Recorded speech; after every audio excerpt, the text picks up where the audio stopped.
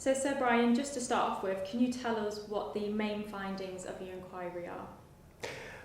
Well, let me put it into context. What I've been looking at are people from families across the UK who've gone into hospital for treatment, and over 30,000 have come out with infections which were life-shattering. And 33,000 of those have died, and deaths keep on happening week by week. What I've found is that disaster was no accident. People put their trust in doctors and the government to keep them safe, and that trust was betrayed.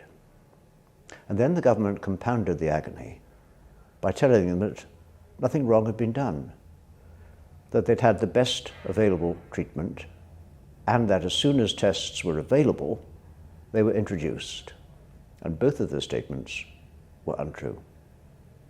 That's why what I'm recommending is that compensation must be paid now, and I've made various other recommendations to help to make the future of the NHS better and treatment safer. It's obviously hard to imagine that something like this has been allowed to happen. Can you just give us a sense of the scale of the devastation that it's caused to families across the UK? Well, I think the scale speaks for itself. If you have over 30,000 people who go into hospital and come out with infections which were life-shattering, that in itself is huge, and the suffering for them and for others is huge. When you add to that the fact that over 3,000 have died and that deaths keep on happening week after week, you not only have a disaster which happened over years, but is still happening.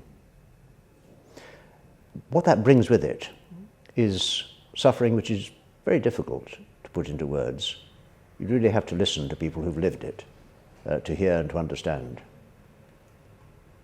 And last question, looking ahead, you stated something about people in leadership taking personal accountability. What does that accountability look like? Well, it looks like taking some responsibility for what those they lead are doing and saying. And by imposing a duty to take that seriously, a duty which makes the leaders accountable, that's how you get change in organisations.